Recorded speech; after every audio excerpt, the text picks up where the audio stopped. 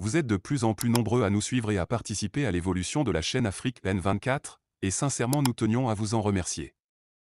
Nous lisons tous vos commentaires qui enrichissent le débat et vraiment nous vous demandons de nous soutenir, en aimant les vidéos pour une large diffusion, et pour continuer à avoir une ligne éditoriale indépendante, et vous proposer de nouvelles émissions toujours de plus en plus enrichissantes. Ne restons pas passifs, soyons actifs. Merci et à bientôt.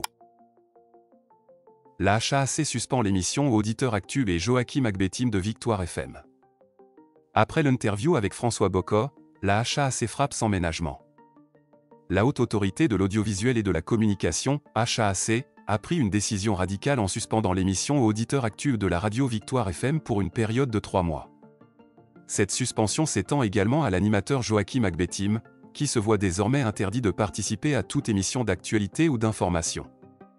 Cette sanction intervient après la diffusion, le 25 juillet dernier, d'une émission au cours de laquelle des propos jugés mensongers et extrêmement graves ont été tenus, incitant à la rébellion. D'après le communiqué de la HAAC, l'invité de l'émission, Maître Aquila François Bocco, aurait tenu des propos visant à démoraliser les forces de défense et de sécurité. De manière brève, il y a lieu de revoir notre dispositif de sécurité. Voyez-vous, notre dispositif de sécurité n'a pas d'équipement adéquat. Les chars et les équipements blindés qui sont revenus de mission du Mali, qui ont été payés à grands frais par nos impôts, sont stockés à la garde présidentielle.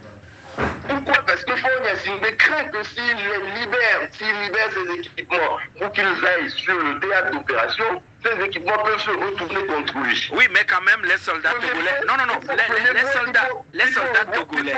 Il faut revoir le dispositif, donner les moyens d'action à ce dispositif. Voilà. Et deuxièmement, c'est important, il faut un dispositif avancé, un dispositif de renseignement avancé dans l'espace territorial de l'ennemi. Voilà. On ne le fait pas. On se contente de prendre de jeunes soldats après les luttes qui n'ont aucune expertise, qui n'ont aucune expérience, qui ne savent pas se battre encore. On les transporte sur les frontières au niveau des théâtres d'opération, sans matériel, sans commandement réel, et figurez-vous, on ne les met pas ensemble, on les connecte comme ça, alors qu'une unité est une unité organique. Oui, mais quand même, sur le terrain ici, oui, monsieur Bocco, sur le terrain ici, des soldats qui sont nos frères, qui sont nos camarades de classe ou d'amphi, estiment quand même que le nécessaire est en train d'être fait par les autorités togolaises. Mais revenons maintenant par rapport au sujet du jour. Alors, samedi dernier... S'il vous plaît, monsieur Joachim, oui. C'est tellement important qu'il faut préciser quelque chose. Rien n'est fait sur les théâtres d'opération au jour d'aujourd'hui. Pendant que... Vous n'êtes pas quand même sur le terrain. Mais je suis sur le terrain, j'écoute chaque jour. Il n'y a pas un seul jour que je m'intéresse à ce qui se passe dans le nord du pays. C'est mon pays et j'ai été ministre de la Sécurité.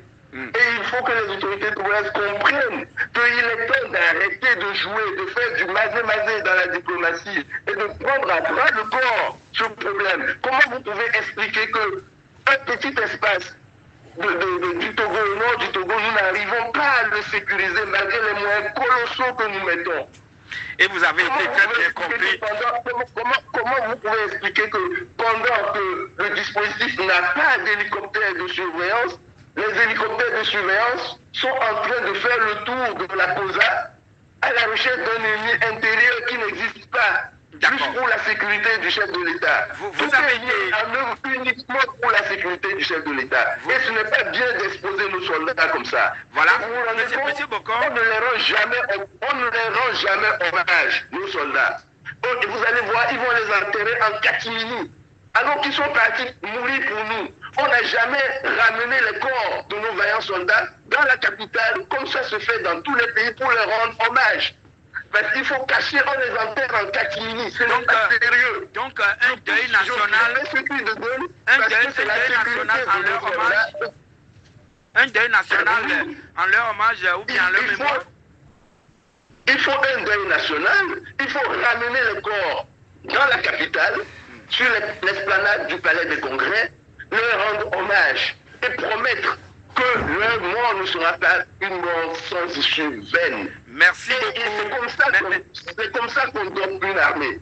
Merci et beaucoup. Vous savez, merci. Ils ont aussi, il faut y a aussi disloqué le dispositif de sécurité qui était mis en place. Et ça, c'est des détails liés donc au milieu exclusivement armé.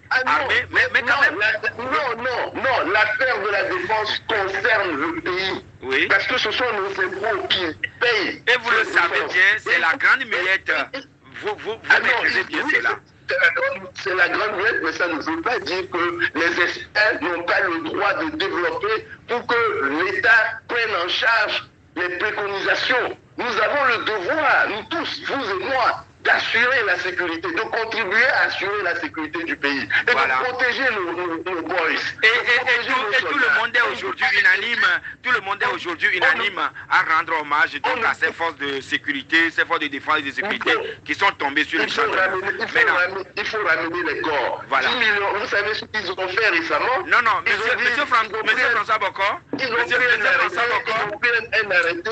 pris un arrêté pour dire juste que si quelqu'un tombe sur le champ de bataille, on lui paye 10 millions. 10 millions, c'est quoi? Je préfère qu'on rende les honneurs dignes de ce nom sur la place publique à Lomé à nos braves soldats que de donner 10 millions à leur famille. Il aurait également tenté de convaincre la population que les autorités n'assuraient pas leur sécurité, incitant ainsi à une déstabilisation potentielle du pays.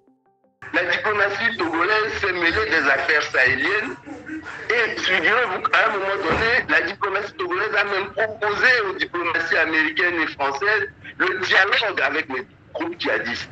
Depuis quand on dialogue avec les groupes djihadistes? Depuis quand on dialogue avec les groupes djihadistes?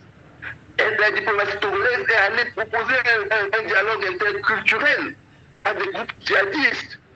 Et juste pour se faire voir, bien se faire voir. Et vous voyez, c'est ce qui se passe au Togo, c'est ce qui s'était passé exactement avec Blaise Compaoré, qui caressait les djihadistes dans le sens du poil, jusqu'à ce qu'il expose son pays à la verdict des djihadistes par la suite, quand le système a explosé. C'est pareil aujourd'hui au Togo. Nous sommes en train de récolter les conséquences d'une diplomatie attrape-tout, d'une diplomatie qui se mêle de tout, qui est partie chercher artificiellement l'insécurité, un problème qui ne nous concernait pas et qui l'a transposé à nos frontières. Donc on nous a exposé. Premier point. Deuxième point, il vous souvient qu'à un moment donné, nos autorités ont mal géré un problème de pâturage au cours duquel ils ont saisi, dans des conditions juridiques très très discutables, des milliers de têtes de bœufs. Et ces têtes de bœufs appartenaient à qui? À des groupes djihadistes qui ont décidé de nous régler des comptes. Ces déclarations ont été perçues par la HAAC comme une manœuvre de manipulation des consciences, justifiant une réaction sévère. La HAAC a souligné qu'il ne s'agissait pas de la première sanction infligée à Victoire FM pour des violations de la loi. En effet, au cours des 14 derniers mois, la radio a reçu plusieurs mises en demeure pour des infractions similaires. Ces récidives ont conduit l'autorité à prendre cette décision drastique de suspendre l'émission ainsi que son animateur. Un contexte de répression croissante. Il est difficile de ne pas voir dans cette décision une volonté de museler la presse et de restreindre la liberté d'expression. Lorsque des citoyens expriment des opinions critiques, ils risquent d'être emprisonnés. Les journalistes qui osent critiquer les autorités sont suspendus, et ceux qui publient des articles critiques voient leurs journaux interdits. Les journalistes critiques sont souvent contraints à l'exil pour éviter des représailles. Ce climat de répression intense réduit la liberté d'expression à néant. La HAAC, par ses actions répétées, semble s'ériger en instrument de censure plutôt qu'en garant de la diversité et de la liberté des médias. Certains observateurs n'hésitent d'ailleurs pas à renommer cette autorité la H, en référence à la brutalité de ses sanctions. Cette situation préoccupante soulève des questions importantes sur l'état de la démocratie et des droits de l'homme dans le pays. La liberté de la presse, pilier fondamental de toute société démocratique, semble gravement menacée. Les journalistes, les citoyens et les défenseurs des droits de l'homme appellent à une réévaluation des pratiques de la HAAC et à une restauration des libertés fondamentales. Un appel à la vigilance et à la mobilisation. Face à cette répression, il est crucial que la société civile, les organisations de défense des droits de l'homme, ainsi que les instances internationales, se mobilisent pour dénoncer ces atteintes à la liberté de la presse et exiger des réformes. La pression internationale et nationale peut jouer un rôle déterminant pour contraindre les autorités à respecter les droits fondamentaux et à garantir un environnement médiatique libre et pluraliste. Le cas de Auditeur Actu et de Joachim Agbetim illustre la nécessité d'une vigilance constante pour protéger les acquis démocratiques et les droits des journalistes. La lutte pour la liberté d'expression ne doit pas faiblir, car elle est essentielle à la démocratie et à la justice. La suspension de Auditeur Actu et de son animateur Joachim Agbetim par la HAAC est un acte qui va bien au-delà d'une simple sanction administrative. C'est un signal d'alarme sur la situation de la liberté de la presse et de la liberté d'expression dans le pays. Il est impératif que des mesures soient prises pour garantir que les journalistes puissent exercer leur métier sans crainte de représailles et que les citoyens puissent s'informer librement. Une remise en question nécessaire du journalisme togolais. Les journalistes togolais doivent cesser de caresser la dictature dans le sens du poil. Ce n'est pas en coupant la parole aux invités que le message sera transmis de manière efficace. Permettre une véritable liberté de parole sur les plateaux est crucial pour le développement d'un journalisme honnête et courageux. Les journalistes ont la responsabilité de défendre la vérité et de donner une tribune aux différentes voix, même celles qui dérangent. Il est essentiel de créer un espace où la parole circule librement, où les invités peuvent s'exprimer sans crainte de censure ou de représailles.